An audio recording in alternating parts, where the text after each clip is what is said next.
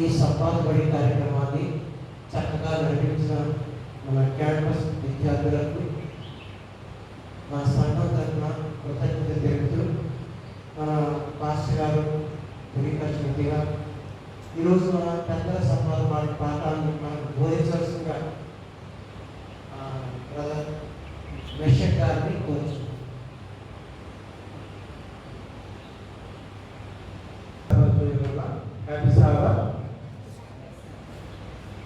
ఈ యొక్క 6వ పాఠంలో మనం వచ్చిన ఈ యొక్క సభా పాఠంగా బలముగా పోరాడటం అనేటువంటిది మనం తెలుసుకోబోతున్నాం.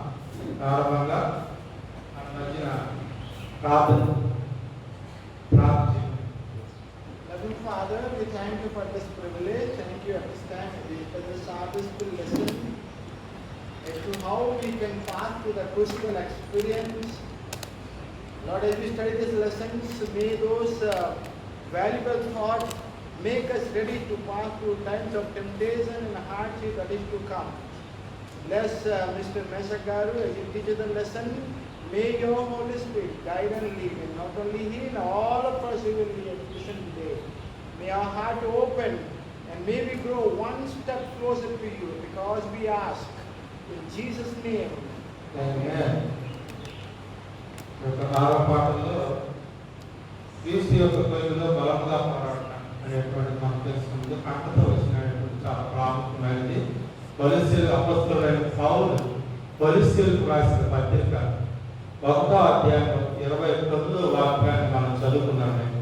అపొస్తలుడైన పౌలు కొలస్సీయులకు రాసిన పత్రిక 1వ అధ్యాయం 29వ వాక్యం ఈ విధంగా వ్రాయబడింది. అందు నిమిత్తము నాలో బలముగా కార్యసిద్ధి కలుగజేయుట ఆయన క్రియాశక్తిని బట్టి నేను పోరాడుతూ ప్రయాసపడుతున్నాను. ఇందులో చాలా బలమైన మాటలు అపొస్తలుడైన పౌలు వివరించడం జరుగుతుంది. బలముగా కార్యసిద్ధి కలిగజేయు ఆయన క్రియాశక్తిని బట్టే కానీ, దేవుని క్రియాశక్తిని బట్టే కానీ అతను సొంతంగా పోరాడలేదు, ప్రయాసపడలేదని వ్యక్తం చేస్తున్నాడు. మరి శనివారం పాఠంగా మనం చూసినట్లయితే ఒక ఇద్దరు స్త్రీ పురుషులు ఇద్దరు యొక్క టీవీ కార్యక్రమ పరిచయం గురించి వివరించడం జరిగింది. మరి ఈ యొక్క పరిచయంలో భాగంగా వారు ఇరువురు కూడా ఒక తన చిన్న బిడ్డలను అత్యాచారించబడి ఆ యొక్క సంఘటన గురించి వేదన అనేటువంటిది మరి వ్యక్తం చేయడం జరిగింది. మరి ఆ స్త్రీ ముందుగా 20 సంవత్సరాల క్రితం ఆ స్త్రీ యొక్క కుమారుడు హత్యకు గురైనప్పటి నుంచి ఆమె మితిమీరిన కోపము ద్వేషముతో నింపబడింది. మరి అదేవిధంగా పురుషుడి విషయం కూడా ఆ వేదన వ్యక్తం చేస్తున్నాడు. మరి ఈ వేదన ఏ విధంగా ఉంటుందంటే కొన్ని సంవత్సరాల క్రితం తన కుమారుని ఉగ్రవాదులు చంపివేశారు. మరి అతని కుమార్తె హత్య చేసినప్పటి నుంచి ఆ పురుషుడు క్షమాపణతో నింపబడి మరి ఆ గాయమును ఈ దేవుడు ఏ విధంగా మాన్పి ఉన్నాడనేటువంటిది ఆ యొక్క కార్యక్రమంలో ఆ తోలు వివరించడం జరుగుతుంది. అతనంత బాధను అనుభవించి ఉన్నది కూడా దేవుడు ఆ చీకటి సమయంలో కూడా మరి ఏ విధంగా స్వస్థత ఇచ్చాడనేటువంటి వారు ఉదాహరణగా నిలబడి ఉన్నాడు. మరి ఈ యొక్క ఇద్దరు వ్యక్తులు ఇంత విభిన్నంగా ఎలా స్పందించగలిగారనేటువంటి మనం ఈ ఉదయకాల ప్రశ్న వేస్తున్నప్పుడు ఒక క్రైస్తవుని జీవితంలో ఆధ్యాత్మిక మార్పు ఏ విధంగా సంభవిస్తుంది, ఆ వ్యక్తి శోధించే కొలుగులో వేరే జీవితంలో ఏ విధంగా పరిమితి చెందగలుగుతాడని మనం ప్రశ్నలు వేసుకున్నట్లయితే ఈ యొక్క సంక్షిప్తంగా ఈ వారం పాఠంలో మనం నేర్చుకోబోతున్నాం. సంక్షిప్తంగా ఈ వారం యొక్క పాఠంలో మనం చూసినట్లయితే మనకున్న మనోశక్తి కానీ, మన తలంపులు కానీ పాపం మరియు మరియు ఒకరి వ్యక్తిత్వంలో ఎటువంటి పాత్ర పోషిస్తుంది అనేటువంటిది ప్రశ్నలకు జవాబు దొరుకుతుంది. మన భావంపై ఆధారపడి మనం తీసుకునే నిర్ణయాలు కానీ నిర్ణయాలు ఉండకూడదని ఏ విధంగా దాన్ని సాధించగలం అనేటువంటిది కూడా ప్రశ్నకి జవాబు మనం చూస్తున్నాం. మన శోధనలో ఉన్నప్పుడు లేక పనుల్లో ఉన్నప్పుడు సహించాలే కానీ దాని నుండి తప్పించుకుంటే ఎందువల్ల మనం ప్రయత్నించకూడదు అనేటువంటిది ఈ యొక్క ప్రశ్నకి సంక్షిప్తంగా ఈ వారం పాఠంలో మనం తెలుసుకోవచ్చున్నాం. ప్రాముఖ్యంగా ఆదివారం పాఠం మనం చూసినట్లయితే సత్యస్వరూపమైన ఆత్మ గురించి తెలుసుకోబోతున్నాం.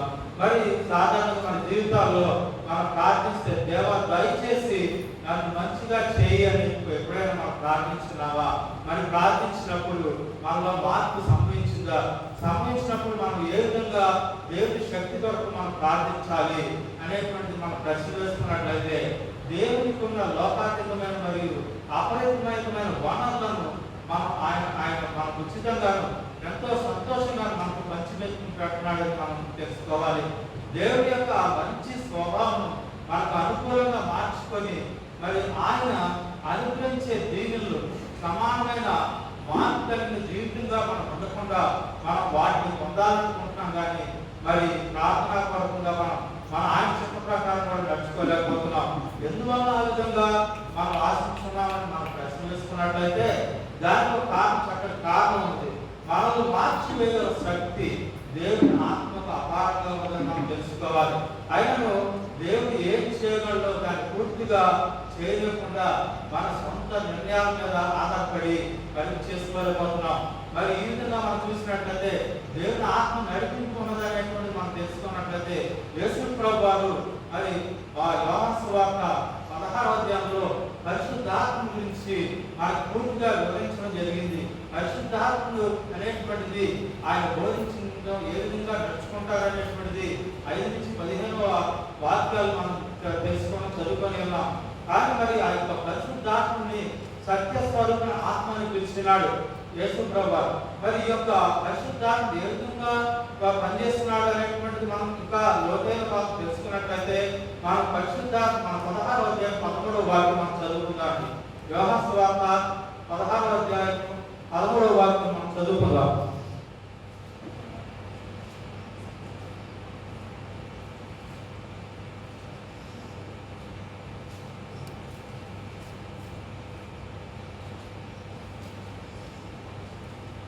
యోహాను సువార్త 16వ అధ్యాయం 13వ వాక్యం. అయితే ఆయన అనగా సత్యస్వరూపి అయిన ఆత్మ వచ్చినప్పుడు మిమ్మును సర్వసత్యములోనికి నడిపించును. ఆయన తనంతట తానే ఏమీ బోధింపగా వేటిని వినునో వాటిని బోధించి సంభవించుకో సంగతులను మీకు తెలియజేయును. మరి ఈ వాక్యం బట్టి మనం చూసినట్లయితే పరిశుద్ధాత్ముడు మనకు ఆత్మల విషయమై సత్యము మాత్రమే బోధించడం జరుగుతుంది. కానీ మారు మనసు పొందే విధంగా మనము ఏ మాత్రం కూడా చేయలేనటువంటి అర్థమవుతుంది. దేవుని కూర్చిన ఈ సత్యమును పరిశుద్ధాత్మ మనకు బయలుపరచగలడు. మరి ఆ సత్యమును మనం నమ్మాలి కానీ విజయంలో ఉండాలి. కానీ పరిశుద్ధాత్మ ఎప్పుడు కూడా బలవంతం చేయలేదు. మరి ఏ విషయంలో దేవుడు కనుక మనల్ని ఏ మాత్రమైన బలవంతం చేసింది వల్ల మన స్వేచ్ఛ చిత్తమును పోగొట్టుకుంటానేటువంటిది తెలుసుకోవాలి ప్రియ సంగమా. అప్పుడు దేవుడు మన మనస్సుల మీద మన హృదయాల్లో ఒత్తిడి తీసుకొని వచ్చి తన పక్షమున మనల్ని తిప్పుకుంటాడని ఈ యొక్క మహాసంఘర్షణ గొప్ప పోరాటం గ్రేట్ కాంట్రవర్సీలో సాతానుడు దేవుడిని నిందిస్తాడు. మరి పరలోక యుద్ధంలో మనం చూసినట్లయితే జరిగినప్పుడు ఆ యొక్క మహా యుద్ధం జరిగినప్పుడు తండ్రి సాతాన్ని కానీ ఇతర దూతలు కానీ ఏ ఒక్కరిని కూడా తన పక్షమున ఉండమని, అతడు న్యాయవంతుడైనాడు, అతను మంచివాడని బలవంతం ఎప్పుడు కూడా చేయలేదు. అదేవిధంగా మరి ఏదైనా వనంలో కూడా చూసినట్లయితే మంచి చెట్ల తెలుగునిచ్చు చెట్టు యొక్క ఫలము గురించి కూడా దేవుడు చెప్పినను వాటి బలవంతం చేయలేదు. అలాగే ఆదాము మరియు హవ్వలు కూడా వారి ఇష్టానుసారంగా మాత్రం నడుచుకున్నారు. ఆ చెట్టు ఫలం తెలియనారు. వాటి ఏమాత్రం కూడా తినకూడదని అడ్డుపని లేదు దేవుడు. ఏ విధంగా కూడా పరిశుద్ధాత్ముడు బలవంతం చేయలేదు. ఆ చెట్టు గురించిన సత్యమును వాటికి ముందుగానే వివరించాడు. కానీ మరి ఈ విధంగా బలవంతం అనేటువంటిది ఏమాత్రం కూడా చేయలేదు. ఆయన మాటలు వినాలా లేక అక్కర్లేదా అనే స్వేచ్ఛను వారికే విడిచిపెట్టడం జరిగింది. అటువంటి దేవుడు నేడు మనతో కూడా వేరుగా ప్రవర్తించడం అనేటువంటిది మనం తెలుసుకోవాలి. అందుబట్టి పరిశుద్ధాత్మ దేవుడు గురించి పాపం గురించి సత్యమును అందించిన తర్వాత నీవేమి చేస్తావని నిర్ణయాన్ని అతను మనకే విడిచిపెట్టాలనేటువంటిది తెలుసుకోవాలి. మనము వ్యాధులను ఎదుర్కొన్నప్పుడు మరి ఈ విధంగానే మనం ఉంటుందనేటువంటిది కొన్నిసార్లు మన పాపం విషయమై మారు మనసు చెందకుండా లేక సత్యం విధేయత చూపించకుండా ఉంటే మనమే కొలువులోకి నడిపించుకుంటాం. అట్టి స్థితిలో మన తండ్రి మన పక్షాన్ని మనం పనిచేయాలని మనం కోరుకున్నప్పుడు ఆయన శక్తికి అవకాశం ఇవ్వాలి. మొట్టమొదటిగా స్వేచ్ఛ వాతావరణంలో అవకాశం కూడా ఇవ్వాలి అనేటువంటి చాలా ప్రాముఖ్యమైనది. అప్పుడు ఆ విధంగా మనం చేసినప్పుడు, ఆ విధంగా మనం ఆ స్వేచ్ఛ చిత్తం ఆయన సమర్పించుకున్నప్పుడు ఆయన మనం పూర్తిగా మారుతానటువంటిది మనం తెలుసుకోవాలి ఈ పాఠం ద్వారా. మరి ఈ యొక్క ప్రశ్నలో భాగంగా చూసినట్లయితే మరి మన యొక్క ఈ యొక్క పాపంలో మన మధ్య సత్యస్వరూపం ఆత్మ ఏ పాపాన్ని మనం ఒప్పుకుండా మన దృష్టికి తీసుకొచ్చిన మనం ప్రశ్న చేసుకోవాలి. ఆయన స్వరములకు మనం ఎంత మంచిగా స్పందిస్తున్నాము, మన స్వేచ్ఛ నిమిత్తం ఎటువంటి నిర్ణయాలు తీసుకోవాలనేటువంటి ఈ పాఠ ద్వారా ప్రాముఖ్యంగా తెలుసుకోవాల్సిన ప్రశ్న జవాబు అయితే మరి సోమవార పాఠంలో మనం చూసినట్లయితే దైవ మానవ కలయిక. ఈ యొక్క కలయికలో మనం చూసినట్లయితే చాలా ప్రాముఖ్యమైన పాఠం ఉంది. ఇందులో మనం చూసినట్లయితే ఈ యొక్క ఉదయం మనం నిద్ర నుంచి లేవగానే మన పనులు మనం ఏది కూడా సాధించి సమకూర్చుకోలేము. కానీ ఈ యొక్క మన జీవితంలో ఒక గొప్ప నాణ్యత మన పనిలో నైపుణ్యం సాధించాలి అనుకుంటే మరి మనకు ప్రాముఖ్యంగా మన సమయాన్ని కానీ మన ప్రయత్నాన్ని కానీ అదేవిధంగా మన ప్రయాసం కూడా తీసుకుంటుందని మనకు తెలిసే ఉంది. మనము క్రీస్తుకు శిష్యులుగా మారాలి అనుకుంటే కూడా మనం సమయం కానీ ప్రయత్నం కానీ ప్రయాసం కానీ చేయవలసి కలిగి ఉండాలి. మరి అపొస్తలుడైన పౌలు తన జీవితంలో మన యొక్క మరి ఏ విధంగా జైవ మానవ కలయిక ఉన్న ప్రయత్నాన్ని వ్యక్తం చేస్తాడనేటువంటి మనం చూసినట్లయితే కొలస్సీయులకు రాసిన పత్రిక 1వ అధ్యాయం 28-29 వాక్యం మనం చదువుకున్నాము. కొలస్సీయులకు రాసిన పత్రిక 1వ అధ్యాయం 28-29 వాక్యాలు మనం చదువుకున్నాం. ప్రతి మనుషుని క్రీస్తునందు సంపూర్ణంగా చేసి ఆయన ఎదుట నిలువ పెట్టాలి, దేవుని ఎదుట నిలువ పెట్టాలి. సమస్త విధములైన జ్ఞానంతో మేము ప్రతి మనుషునికి బుద్ధి చెబుతూ ప్రతి మనుషునికి బోధించుతూ ఆయనను ప్రకటించున్నాం. అందునిమిత్తము నాలో బలముగా కార్యశక్తి కలిగించి ఆయన క్రియాశక్తిని బట్టి నేను పోరాడుతూ ప్రయాసపడుతున్నాను అనేటువంటిది వ్యక్తం చేస్తున్నాడు పౌలు. మరి ఇందులో మరి దైవ మానవ కలయిక అనేటువంటిది చాలా ప్రాముఖ్యంగా ఆయన పౌలు తన భావన వ్యక్తం చేస్తున్నాడు. మరి ఆయన ఏ విధంగా ఇక్కడ ఆధారపడి ఉన్నాడు అనేటువంటి మనం చూసినట్లయితే ఈ యొక్క ద్వితీయోపదేశకాండం 4వ అధ్యాయం 4వ వాక్యం కూడా మనం చూసినట్లయితే పౌలు ఏ విధంగా ఆధారపడి ఉన్నాడు అని చూద్దాం. ద్వితీయోపదేశకాండం 4:4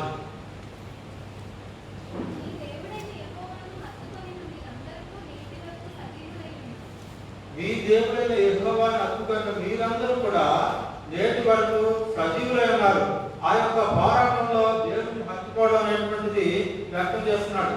అదేవిధంగా లూకా సువార్త 13వ అధ్యాయం 24వ వాక్యంలో కూడా మనం చూసినట్లయితే ఏ విధంగా ఇంకా ఆ పోరాటం ఏ విధంగా మనం ఆధారపడాలనేటువంటిది తెలియజేస్తున్నాడు పౌలు భక్తుడు.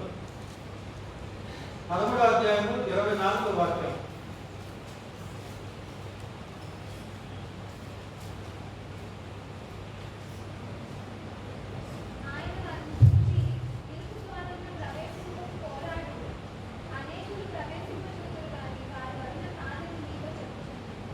వారిని చూచి ఇరుకు ద్వారా ప్రవేశింప పోరాడి, ఈ పోరాటం ఇరుకు ద్వారం అని తెలియజేస్తున్నాడు. మరి అనేకులు ఈ ద్వారా ప్రవేశింపలేరు అనేటువంటిది వ్యక్తం చేస్తున్నాడు. ఇంకా ఈ పోరాటం ఏ విధంగా మొదటి కొరింథీయులు 9వ అధ్యాయం 25వ వాక్యంలో కూడా తెలియజేస్తారు. మొదటి కొరింథీయులు 9వ అధ్యాయం 25వ వాక్యం దైవ మానవ యొక్క ప్రయత్నం పోరాటం అనేటువంటి ఏ విధంగా ఉంటుంది మనం ఇంకా తెలుసుకోవాల్సింది. మొదటి కొరింథీయులు 9వ అధ్యాయం 25వ వాక్యం.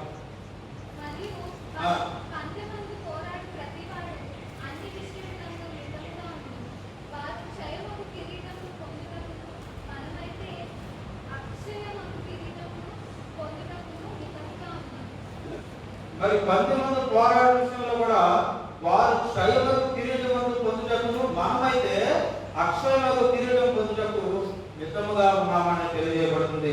అలాగే ఇంకా ఎబ్రీ 12వ అధ్యాయం 4వ వాక్యంలో చూసినట్లయితే పాపం ఎంతో 19లో ఏ విధంగా వ్యక్తం చేస్తున్నాడో మనం కూడా తెలుసుకుందాం. ఏప్రిల్ రాసిన పత్రిక 2వ అధ్యాయం 4వ వాక్యం. మీరు పాపంతో పోరాడుటలో రక్తము కారినంతగా ఇంకా దాన్ని ఎదిరింపలేరు. మీరు పాపంతో పోరాటంలో కూడా ఉంది. అటువంటి పోరాటంలో కూడా రక్తం కారణంగా మీరు దాన్ని ఎదిరింపలేరు. ఈ విధంగా దైవ మానవ యొక్క కలయిక అనేటువంటిది ఆయన యొక్క వాక్యాల ద్వారా మనం తెలుసుకుంటున్నాం.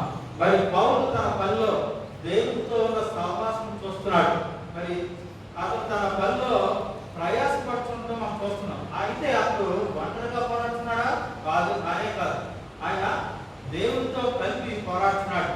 దేవుడి యొక్క శక్తితో ప్రయాసపడుతున్నాడు.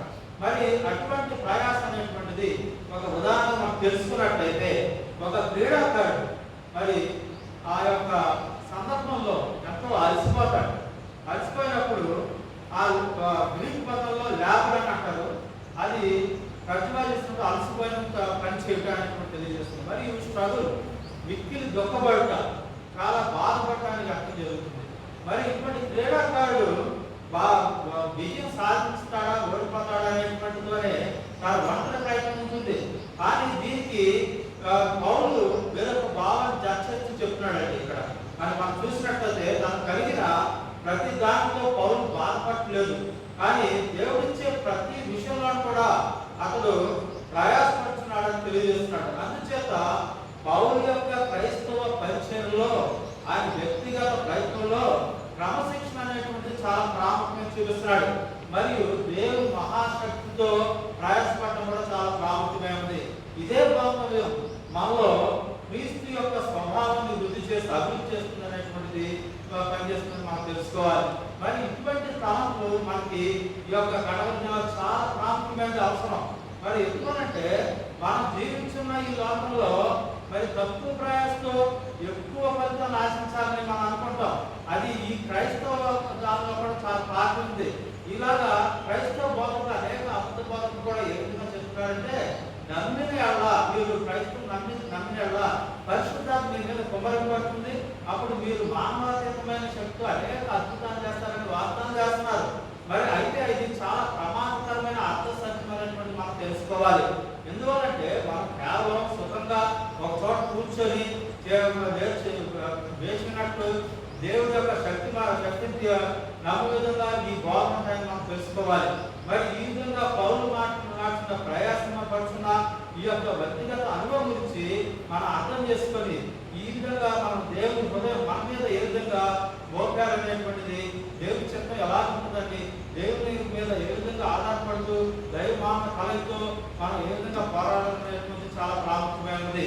మరి మంగళవారం పాఠంలో మనం చూసినట్లయితే క్రమశిక్షణతో కూడిన చిత్తము, మన చిత్తమునకు సాధారణంగా మరి సొంత అనుభవాలు అనేటువంటిది ఒక గొప్ప శక్తులతో నింపడి ఉంటాయి.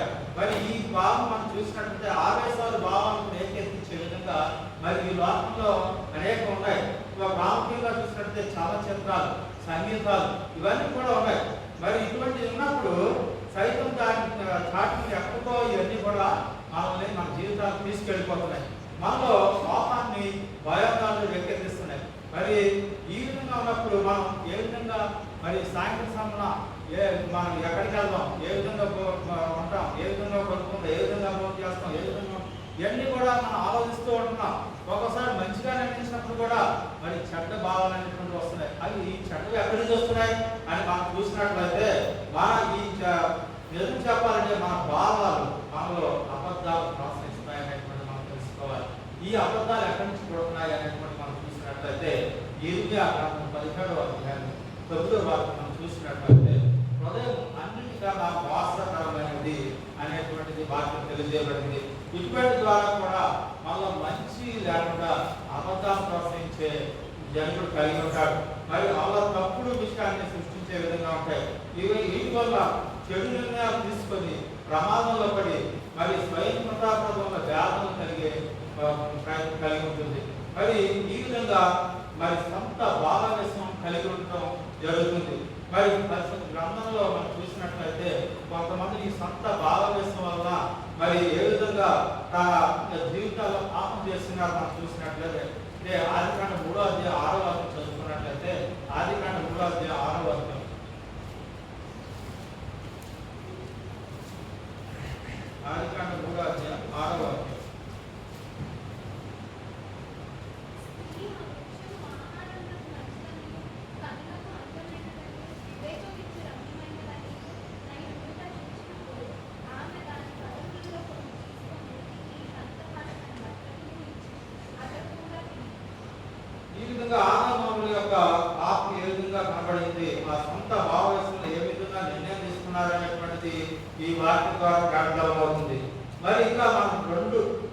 సమూయేలు 11వ అధ్యాయం 2 నుంచి 4 వాక్యాలు కూడా మనం చూసినట్లయితే దావీదు తన సొంత భావవేశం వల్ల ఏ విధంగా పాపం చేశాడు అనేటువంటిది మన కొన్ని వాక్యాలు మనం ఈ పుస్తకంలో జ్ఞాపకం చేసుకున్నాం.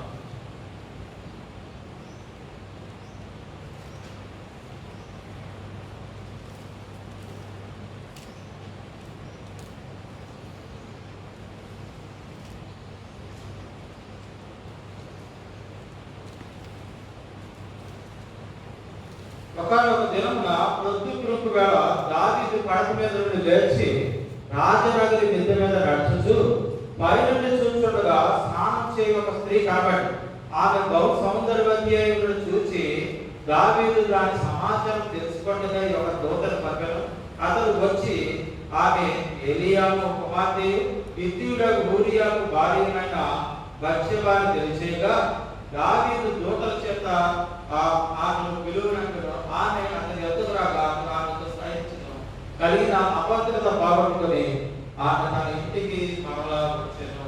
ఈ యొక్క దావీదు యొక్క సొంత భావావేశం వల్ల జరిగే పాపం కూడా మనం ఈ విధంగా చూడగలుగుతున్నాం.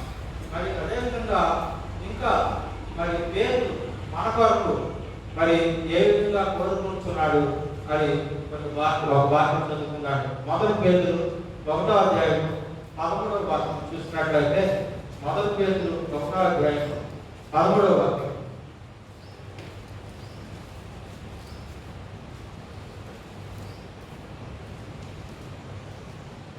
కాబట్టి మీ మనస్సును నడుము కట్టుకొని నిబ్బరమైన బుద్ధి గలవారై యేసుక్రీస్తు ప్రత్యక్షమైనప్పుడు మీకు దేవుడు ప్రభు విషయమై సంపూర్ణ నిరీక్షణ కలిగి ఉండడానికి మనకి కోరుతున్నాడు. మరి ఈ యొక్క మనస్సు గురించి తెలియజేయడం జరుగుతుంది. మన దేహమునకు మనస్సు చుక్కాని వంటి అనేటువంటిది తెలిసే ఉంది.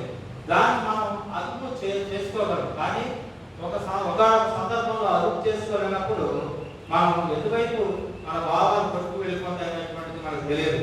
మరి గొర్రెల కాపరి ఇది ఇరుకైన ద్వారం అని మనం వాటిలో తెలుసుకున్న 13 మరి ఇటువంటి మార్గాల ప్రయాణించి వెళ్ళాలని నిర్ణయించుకున్నప్పుడు కొన్ని సందర్భాల్లో మనం వెళ్ళకూడదని నిశ్చయించుకునే చోటికి కొన్ని మార్గాలు నడిపిస్తూ ఉంటాయి. అదేవిధంగా మరికొన్ని మార్గాలు స్వాధీనాలు నడిపిస్తాయి. అవి భావాలకు ఉద్రేకాలకు కోరికల వైపు కూడా చూపిస్తుంటాయి. మరి వాటిలో ఏ మార్గం అనుసరించినా కూడా మనం తప్పిపోవడం జరుగుతుంది. మరి సక్రమ మార్గం దూరం అయిపోతాం. ఈ విధంగా మరి సక్రమైన మార్గం వెళ్ళి దేవుని చిత్తానుసారంగా మన మనస్సును ఆయన నడుము కట్టుకొని నిబ్బరమైన బుద్ధి కలిగి ఉండి నడుచుకోవాలంటే చిత్తశుద్ధితో మన అంతరాత్మను అడగాలి.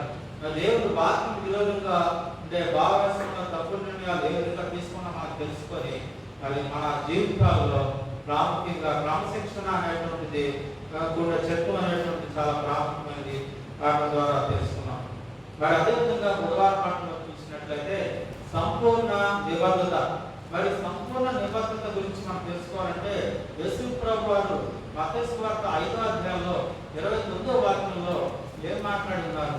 ఈ యొక్క సంపూర్ణ నిబద్ధత ఎందుకని మనం కలిగి ఉండాలని మనం చూసుకున్నట్లయితే మీ కుడికన్ను నేను అభ్యంతరపరిచినట్ల దాన్ని పెరిగి నీ ఎదుటి పారవేయము, నీ దేహమంతయు నరకంలో పడవేయబడకుండా నీ అవములో ఒకటి రక్షించడం నీకు ప్రయోజనకరమా కరముగా కదా అని ఈ మాటలు మనం చూసినట్లయితే తీవ్ర భావం కలిగే మాటగా ఉన్నాయా అని భావిస్తున్నామా మనం? మరి అలా అనుకుంటే ఎందుకు అలా భావిస్తున్నాం మనం ప్రశ్న వేసుకుందాం. దేవుడు క్రైస్తవ జీవితాన్ని చాలా కష్టమైనగా చేశాడు, చాలా తీవ్రమైన చర్యలు తీసుకెళ్ళాడు అనేటువంటిది కేవలం చదువు చాలా అవసరమైనటువంటి. ఎందుకంటే మన జీవిత విధానంలో దేవుడి ప్రణాళికలను విడిచిపెట్టి మన ఇష్టానుసారంగా మనం జీవిస్తున్నాం కాబట్టి మన తీవ్రమైన చర్యలు అవసరమని అంటే చాలా ప్రాముఖ్యం. ప్రజలు ఒక్కొక్కసారి మరి మేల్కొని దేవుడి నుండి ఇంత దూరంగా వెళ్ళిపోయాలని మనం ప్రశ్న చేసుకుంటారు. మరి ఇంకా ఈ మాటలు యేసు ప్రభువు వారి మాట మనం చూసినట్లయితే 29-30 వాక్యాలు చూసినట్లయితే మరి దేని గురించి ఇవ్వడం జరుగుతుందంటే లైంగిక పాపం గురించి యేసు ఈ సందర్భంలో మాట్లాడుతున్నాడు. అయితే అదే సమయంలో ఇతర పాపం గురించి కూడా మాట్లాడుతుండటం జరుగుతుంది. ఇక్కడ సాధారణంగా సూచించే క్రీస్తునందు మన ఎదుగుదల గురించి మాట్లాడుతున్నాడు అనేటువంటిది వ్యక్తమవుతుంది. ఈ మాట ద్వారా యేసు క్రీస్తు ఏ ప్రధాన విషయాన్ని వెలుగులోకి తీసుకొస్తున్నాడు? మరి మనం నిజంగా మన దేహంలోని అవయవాలు పెగిలించి వికలాంగులుగా ఉండాలని ఆయన ఉద్దేశమా అని మనం ప్రశ్న వేసుకున్నట్లయితే, మన దేహాలను భౌతికంగా గాయపరచుకోమని యేసు మనలో చూపించలేదు. మరి దానికి బదులుగా ఆయన మనస్సులను స్వాధీనించుకోమని అంటున్నాడు. ఆ విధంగా ఉంచుకున్నప్పుడు దేహములు బాగుగా ఉంటాయి. అలాగా మరి ఈ వాక్యాన్ని ఇంకా బాగా పరిశీలించినట్లయితే మన దేహంలో, మన జీవితంలో మరి అవాంఛనీయ లేక పాప సంబంధమైన వైఖరి తీసిపోయి మరి దేవునికి ప్రార్థిస్తే ఆ విధంగా జరుగుతుందని ఈ వాక్యం చెప్పట్లేదు. కానీ మరి ప్రాముఖ్యంగా మనం చూసినట్లయితే అవాంఛనీయ విషయాలు మనలో నుండి తొలగించుకోవాలంటే మనం చిత్తశుద్ధి కూడిన నిబంధన కలిగి ఉండాలి. మరి మొదలుగా మరి దాని ప్రకారము నూతన దృక్పథము అవలంబించుదా అనేటువంటిది ప్రారంభించాలి. రెండవదిగా మరి మూడవదిగా చూసినట్లయితే అది చాలా వ్యాధంతో మరి ఆ విధంగా నూతన దృక్పథంగా ఉండి అవలంబించుదా చాలా వ్యాధంతో కూడుకున్న పని.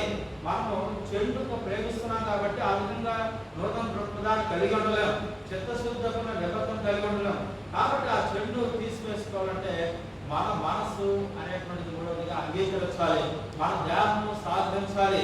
అందువల్ల అది తీవ్రమైన వ్యాధం వంటిది కాబట్టి మనం సరైన నిర్ణయాలు తీసుకున్నట్లయితే ఎదురయ్యే ఎప్పుడైనా స్వాదంలో అప్పుడు సన్నగిరకం జరుగుతుంది. మరి ఇంకా ఈ యొక్క వ్యాధం వైపు కలిగి ఉన్నప్పుడు మనము గమనంతో ఆయన వైపు మన మనసును తిప్పుకొని మన జీవితంలో కొన్ని శ్రమలు, కొన్ని పరీక్షలు అనుమతించడం జరుగుతుందని మనం తెలుసుకుంటాం. అటువంటి వ్యాధులు ఎదుర్కొన్నప్పుడు మాత్రమే మనం ఎంత తప్పు చేశామో లేక దేవునికి ఎంత దూరంగా ఉన్నామనేటువంటిది మనం ఈ విషయాల ద్వారా గ్రహించగలుగుతాం. ఆ విధంగా తండ్రి యొక్క ప్రణాళిక ఏ విధంగా నెరవేర్చబడుతుంది అనేటువంటిది మనం ఈ పాఠం ద్వారా తెలుసుకోగలుగుతాం. మరి అదేవిధంగా గురువార పాఠం చూసినట్లయితే పట్టుదల కలిగి ఉంటుట అనేటువంటిది మన పరిశుద్ధ సాధారణంగా మన జీవితాల్లో మన చిత్తం ప్రకారము మన స్వాధీనంలో ఉన్నప్పుడు న్యాయంగానే మనం జరిగిస్తాం. మరి ఈ యొక్క జరిగించినప్పుడు మనము మన చిత్తం కానప్పుడు మన వృత్తిలోకి వచ్చినప్పుడు మనం దేవుని హత్తుకొని ఉంటామా ఉండలేము. ఆయన వాగ్దానాన్ని నమ్మకించడం కూడా చాలా కష్టతరం అవుతుంది. మరి అటువంటి పరిస్థితుల్లో మన భాగ్యంలో అవుతాం, భయస్థులు అవుతాం. కాబట్టి ఆయన యందు నమ్మకించడం చాలా కష్టతరం అవుతుంది. అందువల్ల క్రైస్తవునికి అతనికి కథలో ఉన్న అతని పట్టుదలే అతనికి కార్యనిర్వహణ అనేటువంటిది చాలా సామర్థ్యం కలిగి ఉంటుందని మనం తెలుసుకోవాలి. మరి ఈ విధంగా పట్టుదల కలిగిన వ్యక్తి ఎవరో మనం తెలియదు, చెప్పగలరా? యాకోబు అనేటువంటిది ఈ యొక్క బైబిల్లో ఒక ఎక్కువ పట్టుదలగా నిలిచిన గొప్ప ఉదాహరణగా కలిగి ఉన్నాడు. మరి ఆదికాండం గత విమర్శలో కూడా ఈ యొక్క పాఠం నుంచి మనం తెలుసుకొని ఉన్నాం. ఆదికాండం 27వ అధ్యాయం కానీ ఆదికాండం 32లో కూడా మనం తెలుసుకొని ఉన్నాం. మరి అనేక సంవత్సరాల పూర్వము జ్యేష్ఠత్వం పొందుతూ చూస్తాం. యాకోబు తన సహోదరులైన ఏసావుకు మరి తన తండ్రిని మోసం చేశాడు. అప్పుడు ఏసావు అతన్ని చంపివేస్తాడని మన భయంతో ఇంటి నుండి పారిపోయాడు. ఆ రాత్రి ఆకాశమున అంటిన ఒక తెచ్చిన యాకోబునకు కలలో కనబడి అప్పుడు దేవుడు అతనికి ఆశ్చర్యకరమైన వాగ్దానం చేయగాని అతనికి తోడుగా ఉంటానని వాగ్దానం చేసినప్పటికీ అతనిలో అనేక అనుమానాలు కలిగి ఉన్నాయి. మరి అనుమానాలు చూసినట్లయితే అతన్ని దేవుడు అంగీకరించాడా లేదా అనే అనుమానాలు యాకోబునకు ఆందోళన కలిగించినాయి. మరి ఆందోళనలో యాకోబు నిజంగా యేసుతో పోరాడినాడు. ఆ పోరాటం చూసినప్పుడు ఆ పోరాటంలో యాకోబు తుంటి ఎముక జారి ఉండడం మనం తెలుసుకున్నాం. అటు తర్వాత జారి తుంటి వల్ల బాధ ఎక్కువ యాకోబుగా పోరాడలేకపోయాడు. మరి పోరాడలేకపోయిన ఆయన విడిచిపెట్టారు దేవుడు. యాకోబు తన పట్టుదలను విడిచిపెట్టారు. అందుకు యేసు 32:26లో మాట్లాడతారు, తెల్లవారుతున్నది కనుక నన్ను పోలించమని. మరి ఆ విధంగా యాకోబు కలిగిన బాధల్లో దేవుని కథలను పట్టుకొని ఉండడం మనం చూస్తున్నాం. కనుక అతను దీవులను పొందాడు. ఆ విధంగా మన విషయాలు కూడా ఆ విధంగా మరి జరుగుతుంది. కాబట్టి ఈ యొక్క విరుసాల మధ్య స్వార్థం మధ్య కూడా మరి ఈ యొక్క సంఘటనలు మనం ఏ విధంగా మనం తెలుసుకుంటూ ఇతరులకు ఏ విధంగా తెలియజేయగలుగుతాం, ఈ యొక్క పట్టుదల అనేటువంటి ఎంతో ప్రాముఖ్యమైనది. మరి ఇంకా అదనపు అధ్యాయంగా మనం చూసినట్లయితే చాలా ప్రాముఖ్యమైనది మానవ యొక్క పతనం గురించి అలంచి వైట్ సంఘంలో సాక్ష్యం సంపుటి 5 పూట 515 ఈ విధంగా వివరించడం జరిగింది. మనుషుని యొక్క స్వభావం పరిపూర్ణంగా ఉన్నప్పుడు అతని చిత్తము ఎంతో ప్రాధాన్యత ఉంది. మానవుని చిత్తమును అతని పతనం తర్వాత స్వాతంత్రం పూర్తిగా స్వాధీనంలో తీసుకోవడం జరిగింది. అప్పటి నుండి మానవుడు తన చిత్తమును కానీ తన స్వప్రయోజన కొరకు కానీ తన సొంత ఆనందం కొరకు కానీ ఉపయోగించుకున్నాడు. కానీ అయితే ఆ పరిణామంలో మానవుడు పూర్తిగా పతనమయ్యాడు అనేటువంటిది ఈ యొక్క పాఠం ద్వారా తెలుసుకుంటున్నాం. మరి ఇంకా ఎలిజిబెత్ పెద్దలు మరియు ప్రవక్తలు కూడా 245లో కూడా ఈ విధంగా దైవ మానవ యొక్క ప్రయాసం అనేటువంటి వ్యక్తం చేయడం జరుగుతుంది. దేవుని సహాయకు పొందుటకు వీలుగా మనుషుడు తన బలహీన స్థితిని మరియు దానిలో ఉన్న లోపాలు ముందుగా తెలుసుకోవాలి అనేటువంటి ప్రాముఖ్యమైనది. అతనిలో గొప్ప మార్పు సంబంధించే విధంగా తన మనసు ప్రార్థన మీదను అదేవిధంగా ప్రయాస మీదను లగ్నం చేయవలసి ఉందనేటువంటి తెలియజేస్తున్నారు. చెడు అలవాట్లను కానీ ఆచారాలను కానీ పూర్తిగా విడిచిపెట్టాలి. ఆ విధంగా చేయడం ద్వారా పొరపాటును సరిదిద్దుకొని సరైన నియమాలను అనుసరించి జీవించుటకు దోహదపడుతుంది. ఆ విధంగా చేయడం వల్ల విజయం చేకూరుతుందని తెలియజేస్తున్నారు. అనేక మంది వారు చేయగలిగిన హోదాను చేరలేకపోతున్నారు కాబట్టి దానికి కారణం వారు చేయగల పని కూడా దేవుడే చేయాలని కూర్చుంటున్నారు. ఈ విధంగా ఉన్నప్పుడు దేవుడు అనుగ్రహించే వాడనే విషయాన్ని వాళ్ళు గుర్తించలేకపోతున్నారు. ఉపయోగకరమైన సేవకు చేయని వారందరికీ మానసికమైన విషయాలపైన మరియు నీతిని సంబంధించిన క్రమశిక్షణ మీద చాలా కఠినమైన కర్తవ్యం తీసుకోవాల్సి వస్తుంది. ఆ విధంగా చేసినప్పుడు దేవుడు సహకారిగా ఉండి దైవ భక్తి మానవ ప్రయాసంతో కూడింది ఏకమవుతుందని మరి ఈ పాఠం ద్వారా తెలుసుకోవచ్చున్నాం. మరి చివరిగా మనం చూసినట్లయితే చాలా ప్రాముఖ్యంగా ఈ యొక్క గెత్సేమనే తోటలో యేసు మాట్లాడిన మాట మనం గమనించినట్లయితే మరి ఈ యొక్క పండితులతోనూ శిష్యులతోనూ ఏ విధంగా మాట్లాడాడు, ఈ విధంగా పోరాటంలో మరి ఏ విధంగా యేసు ప్రభు వారు వ్యక్తం శిష్యులతోనూ పండితులతోనూ ఏ విధంగా మాట్లాడి ఉన్నారనేటువంటిది సొంత భావాల కొరకు ఏ విధంగా తెలుసుకున్నాను. ఒకసారి మనం చదువుకుందాం. యోహాను సువార్త 26వ అధ్యాయము 36 నుంచి 42వ వాక్యం.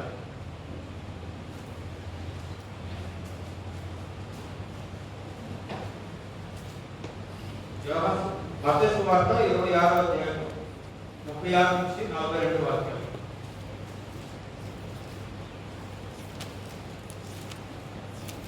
అతను యేసు వారితో కూడా గెత్సేమనే అనబడిన చోటుకు వచ్చి నేను అక్కడికి వెళ్ళి ప్రార్థన చేసి వచ్చే వరకు మీరు ఎక్కడ కూర్చుంటారని శిష్యులతో చెప్పి పేతురును జెబెదయి 2 కుమారులు వెంటబెట్టుకొని పోయి దుఃఖపడ్డకును చింతాక్రాంతులను మొదలుపెట్టారు.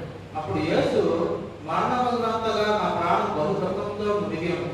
మీరు ఇక్కడ నిలిచి నాతో కూడా మెలకువగా ఉండుడని వారితో చెప్పి కొంత దూరం వెళ్ళి సాగిలపడి నా తండ్రి సాధ్యమైతే ఇంకేంటి నా దగ్గర నుండి తొలగిపోను, అయినను నా ఇష్ట ప్రకారం కాదు నీ చిత్త ప్రకారమే కార్యమని ప్రార్థించాను. ఆయన మాట శిష్యులతో వచ్చి వారు నిద్రించడం చూచి ఒక గడియను నాతో కూడా మేలుకొని ఉండలేదా, మీరు శోధనలో ప్రవేశించుకుంటూ మెలుగుగా ఉండి ప్రార్థన చేయరు, ఆత్మ సిద్ధమే కానీ శరీరము బలహీనమని పేరుతో చెప్పి మరలా 2వ మారు వెళ్ళి నా తండ్రి నేను దీన్ని ప్రార్థనే కానీ ఇది నా ఇద్దరు నుండి తొలగిపోవడం సాధ్యం కానీ అన్నాను, నీ చింతమే సిద్ధించుగా కానీ ప్రార్థించను. ఇటువంటి పోరాటం యేసు ప్రభు మాట్లాడిన శిష్యులతో కానీ తండ్రితో కానీ మరి ఈ యొక్క భావన అనేటువంటిది మన మధ్య దేశవ్యాప్తంగా ఉన్నారు వారు గౌరవించాల్సిందిగా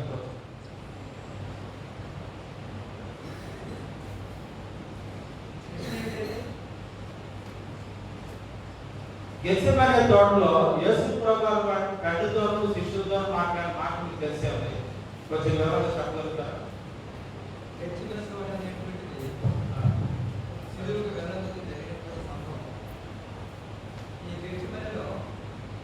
యేసుక్రీస్తు చాలా శ్రమలు పొందారు. వాక్య ప్రకారం ఈ గెత్సేమనే తోట సిలువకు వెళ్ళడానికి ఒక ద్వారం.